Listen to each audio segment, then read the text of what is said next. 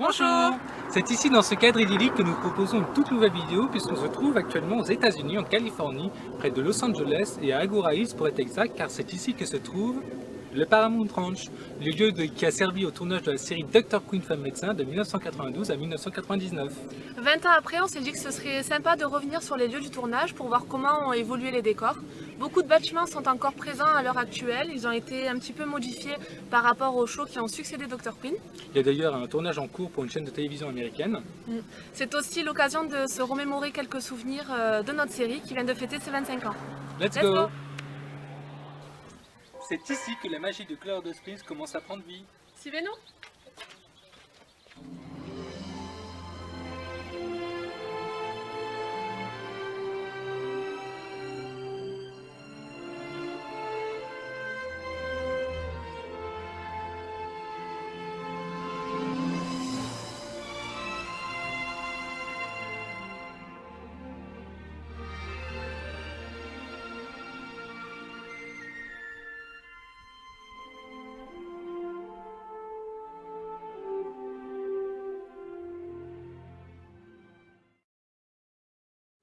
Alors là, on est actuellement dans la prairie où on peut apercevoir le petit pont, le fameux pont du show. Une église qui a été reconstruite récemment, qui n'était pas à l'origine. Et un cimetière plus un ensemble mis en place pour le show qui est tourné actuellement. Alors, à l'époque de Dr. Quinn, on avait également une école qui était située vraiment à l'arrière droit et le cimetière, me semble-t-il, était derrière l'église. C'est ça. You go with me, you're gonna slow me down, and more people are gonna get sick. All right. I'll go by myself.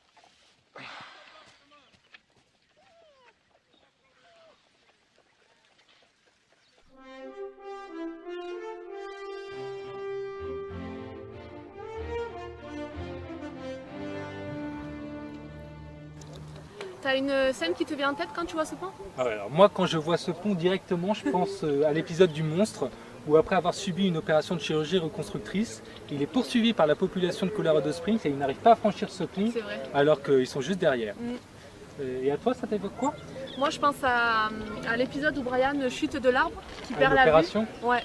Et en fait, son rêve, c'est de voir construire une école par la ville.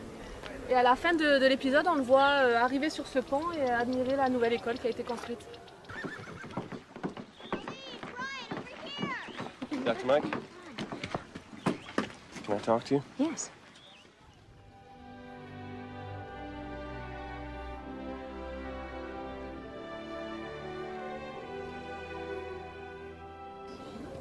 Bon, c'est un peu dommage qu'on n'ait pas l'église de l'époque de Dr. Quinn parce qu'elle a été détruite puis reconstruite pour ce show. Mais moi, quand je me souviens de l'église, je pense à cet épisode du Pacte avec le diable où le révérend s'endette pour faire des travaux d'embellissement et à la fin, il arrive à conserver l'église et toute la population est là pour l'admirer avec lui. Moi, quand je vois l'église, je pense au mariage de Grace et Roberti. Ah oui. Ça a été compliqué pour eux de pouvoir le célébrer ici, donc c'est vraiment le souvenir important qui me revient en tête. Bon, et le cimetière qui est là, je pense qu'il était derrière l'église à l'époque Ouais. de Dr. Quinn et une C'était scène ça. qui m'a marqué, c'est celle de l'enterrement de Marjorie où avec cette épidémie, un bon nombre d'habitants de Colorado Springs est décédé et notamment Marjorie. Moi, quand je vois le cimetière, je pense au moment où Sully coupe sa tresse. Du coup, il décide de laisser son passé derrière lui et de s'ouvrir vers une nouvelle vie avec Mike.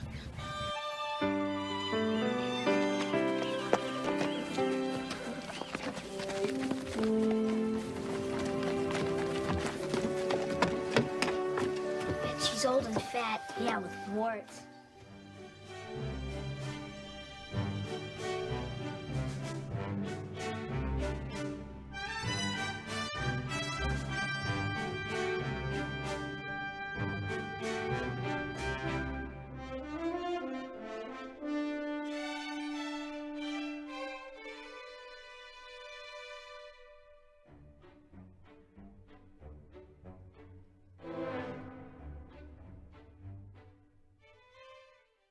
Alors là, on se trouve dans la prairie où on imagine que l'école était un petit peu par là.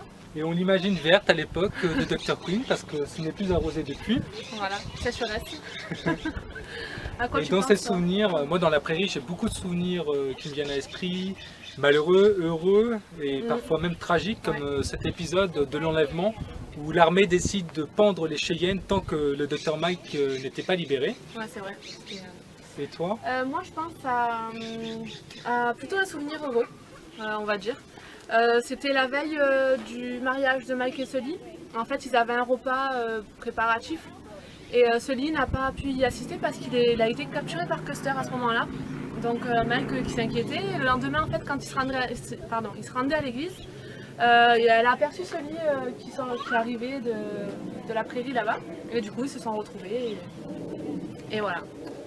Et pour l'école, j'ai cette image en tête de Benjamin qui sort de l'école en courant et on imagine, c'était dans l'épisode Rien qu'une berceuse, on imagine qu'il s'est passé quelque chose avec la nouvelle institutrice Louise Chambers qui avait malheureusement pour habitude de taper les enfants pendant qu'elle enseignait. Moi, je pense à l'épisode où en fait le révérend a eu une rage de dents. Et c'est Mike qui le remplace à l'école et elle parle aux enfants de la théorie de Darwin, comme quoi l'homme descendrait du singe. Du coup, ce qui n'a pas été un succès auprès de la ville. Trop avant-gardiste. I sing the body electric, the bodies of men and women engirth me, and I engirth them. I have perceived that to be with those I like is enough, and the friendly boys that passed, and the quarrelsome boys, and the tidy and fresh-cheeked girls, and the barefoot Negro boy and girl, and all the changes of city and country wherever he went, these became part of that child who went forth every day.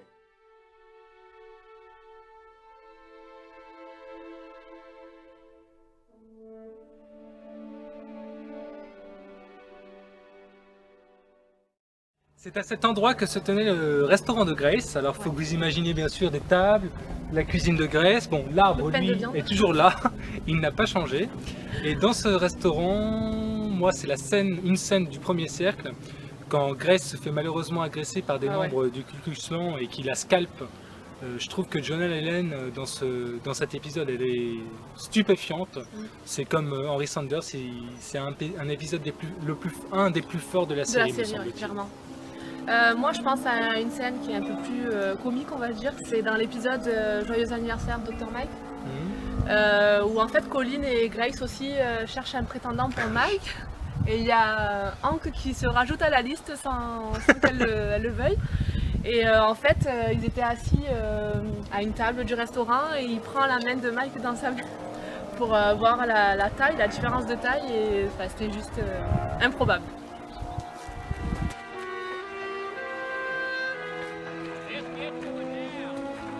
My pie! Stop that boy!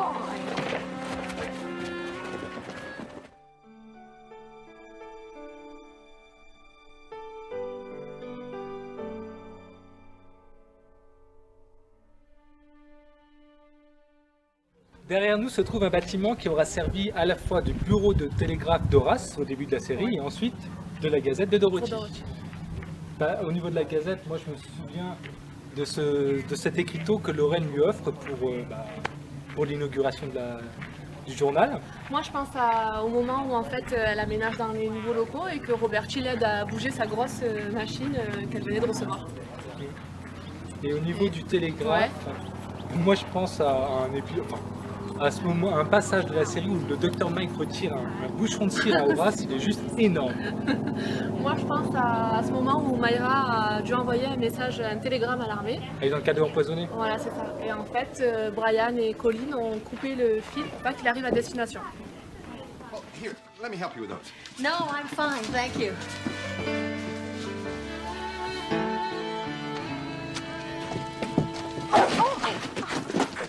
I'm sorry. Sorry, let me help here.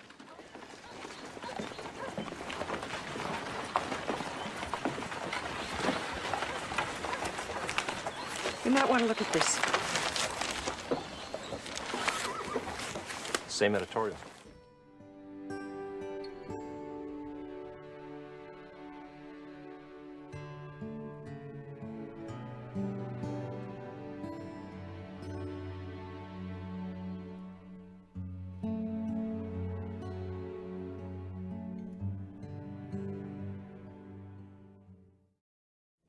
Alors là, on se trouve devant le saloon de Hank, où le décor a bien changé. C'est plus saloon.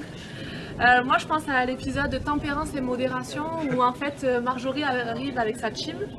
Et en fait, elle saccage tout dedans parce qu'elles sont contre l'alcool, donc elle casse tout. Alors que moi, je pense à un épisode assez drôle, c'est celui de la soirée des dames, où Lorraine est habillée en femme, le saloon vient de se faire braquer, et il sort très énervé du saloon, et le docteur Mike l'aperçoit à ce moment-là, il lui demande ce qui se passe, et il répond bêtement qu'on lui a volé son sac à main, et c'est vraiment très très drôle comme passage. Ouais, sympa. On se trouve derrière le saloon. Les fenêtres que vous distinguez là, c'était celles des chambres des prostituées. Et je me souviens de cet épisode de la saison 1 dans Rite d'initiation où Myra emmène Matthew pour parler d'amour dans sa chambre.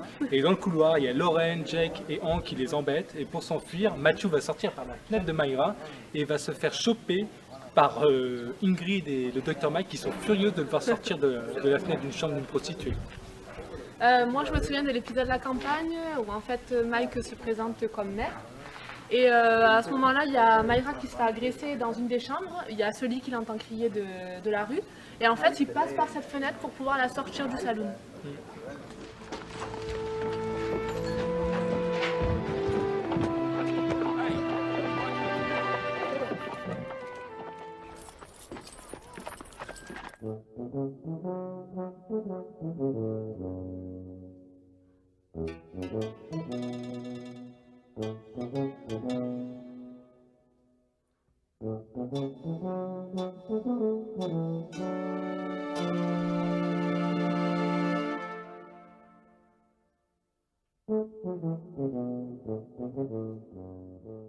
Alors là, c'est la place, c'est The Place à Colorado Springs, c'est la clinique du Dr Mike. Qui n'a pas tellement changé. Juste, Il y a juste voilà, une porte les en façades. plus, mais sinon, c'est relativement... On reconnaît bien l'endroit Ouais. en tout cas. Moi je pense à un des premiers épisodes de la série, donc l'épidémie, où en fait avant c'était une pension de famille et elle occupe les lieux comme une clinique pendant un certain temps où tous les gens de la ville, du moins une bonne partie, tombent malades.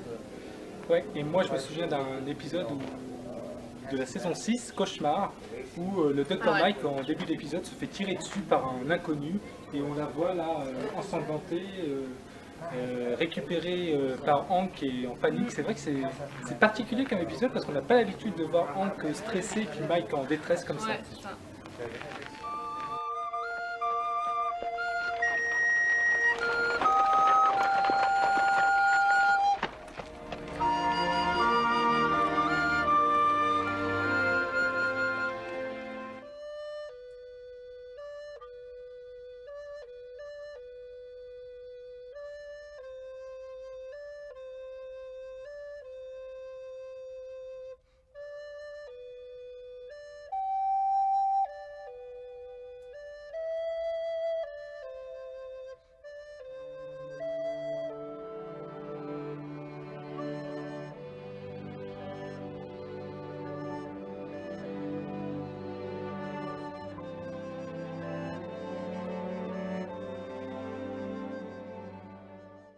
On se trouve devant la maison de Grace et Roberti qu'ils ont acheté avec difficulté.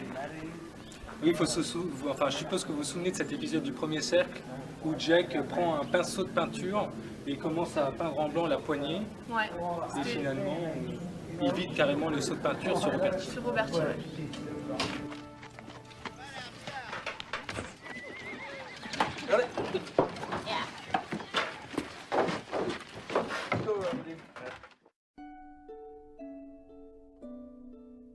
On se trouve devant la pension de famille qui depuis est devenue la maison du gardien du Paramount. Alors l'épisode qui nous revient en tête ici, c'est celui d'Isabelle qui a la lèpre. Tout le monde veut la chasser de la ville et la mettre dans le premier train et la seule personne qui accepte de l'aider, c'est Mike pour la soigner.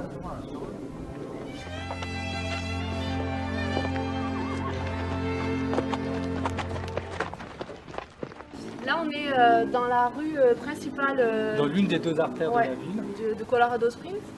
On va d'abord parler du petit balcon en haut. Moi j'ai un souvenir de l'épisode Ma ville, ma famille, où en fait Anthony est sur le point de mourir et il confie sa casquette à Brian. C'est assez émouvant. C'était un bon souvenir. Moi, je me souviens d'un épisode, du dernier épisode de la saison 5 où la ville est vraiment envahie par les Indiens après que celui les ait libérés. Et notamment ce passage où Teresa arrive dans la ville et où elle est absolument dévastée parce qu'elle a tout perdu et que Jack est là pour la réconforter.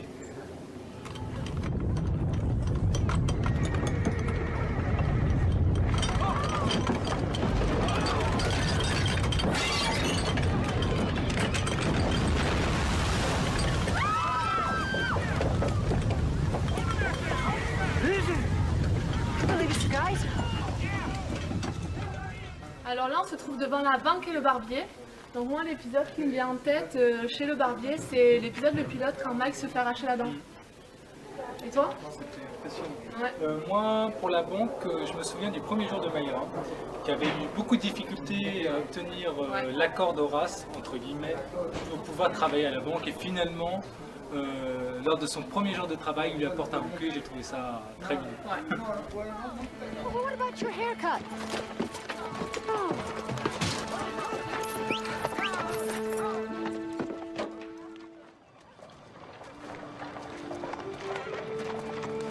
You see the woman over there with the hat and the vest on? It's Dr. Quinn. Follow her.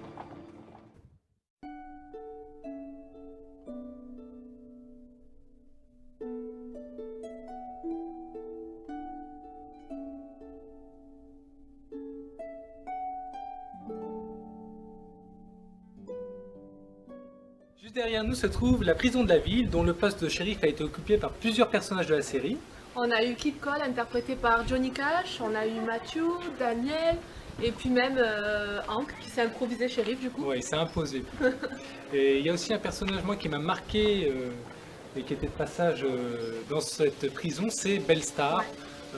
C'était vraiment un personnage assez folklorique. C'est ça.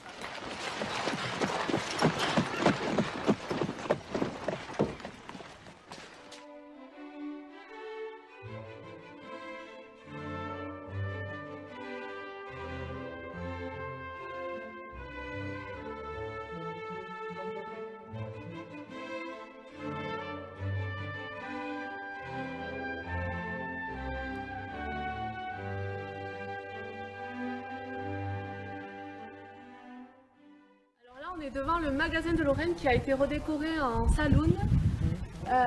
Moi, le souvenir que j'en ai, c'est quand la famille juive est arrivée en ville. Le père de famille est rentré dans le magasin et a annoncé à Lorraine qu'il était son concurrent, ce qu'il n'a pas très bien pris du coup. Et toi, tu penses à quoi? Moi, je me souviens de l'épisode du mariage où Marjorie était dans la boutique de Lorraine, enfin devant la boutique, en train de se disputer avec sa mère. Ouais. Et Lorraine sort en disant que finalement, Mike n'était pas la pire des sœurs. Good morning.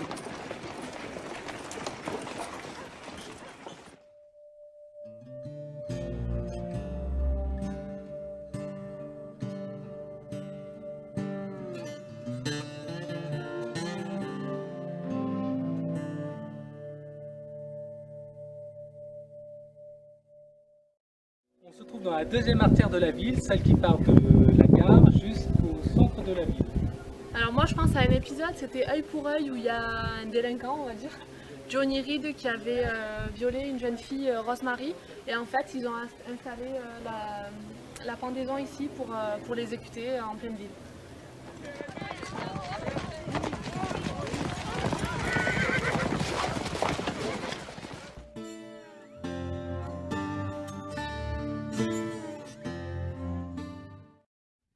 Alors là, on est devant la gare de Colorado Springs, qui est aussi le nouveau bureau du télégraphe. Alors, ce qui est marrant, c'est que la gare est devenue celle de Boston aujourd'hui. Le souvenir que j'en ai, c'est la première arrivée du train à Colorado Springs, où les premiers passagers étaient la famille de Mike pour son mariage, donc c'était une surprise. On avait les rails là qui traversaient la ville de part en part. Et derrière cette gare servait aussi d'office de maison de Horace et Mayra. Et derrière, on peut se souvenir de cet épisode d'expédition où les femmes essayaient leur tenue avant de partir justement escalader le Pikes Peak. C'est ça.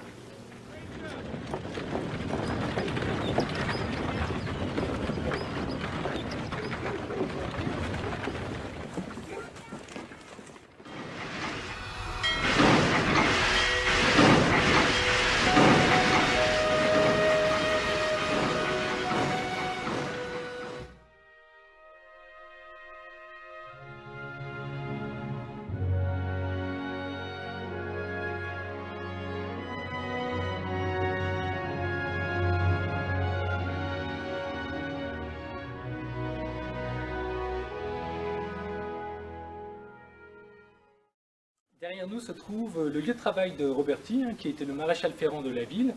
Et il travaillait aussi dans un épisode pour le compte du chemin de fer, puisqu'il devait réparer la mule qui devait servir de locomotive de train. Moi, le souvenir que j'en ai dans l'écurie, c'est quand Nuage d'Encens a été retenu prisonnier, c'était au début de la série, et en fait, Mike le libère. Sur la gauche, on peut apercevoir un bâtiment en fait, qui était utilisé pour filmer les scènes d'intérieur, comme les scènes de la chambre chez Mike et Sully.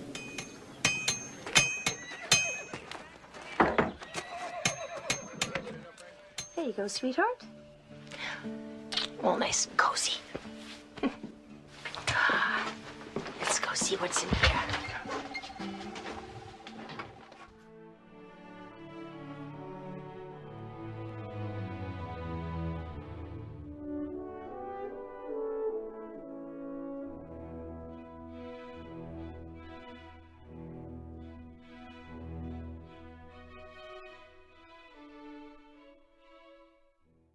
Le bâtiment où nous nous trouvons n'apparaît pas dans la série et pourtant il est juste derrière le centre-ville de Colorado Springs.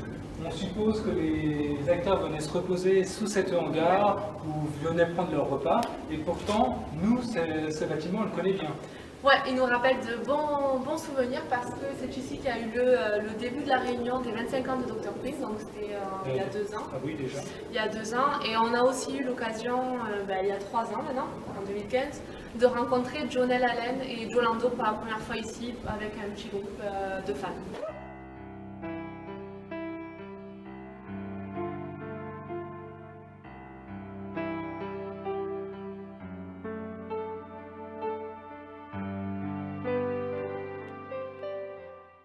Cet endroit, en fait, vous ne le verrez jamais dans la série parce qu'en fait, il s'agit des toilettes pour les acteurs. On a pu apercevoir peut-être ce passage dans quelques scènes, mais rarement les portes de derrière la clinique. Voilà, c'était le petit secret. On se trouve actuellement à Malibu Creek en Californie où certains épisodes de la série Dr. Quinn ont été tournés ici, notamment celui de l'eau empoisonnée et on a aussi l'épisode de l'enlèvement où en fait Michaela et Sully sautent de la falaise pour échapper au renégat. Bon, il y a un petit peu moins d'eau qu'à l'époque où la série avait été tournée, mais avec la sécheresse que connaît la Californie, rien de plus normal. C'est ça. Ce qui est bien aussi, c'est que c'est un parc ouvert au public, on a des gens qui se baignent et d'autres qui escaladent un peu sur les côtés, c'est assez sympa, bonne ambiance. Ouais, tout le monde vient profiter du soleil et puis de l'eau. Voilà.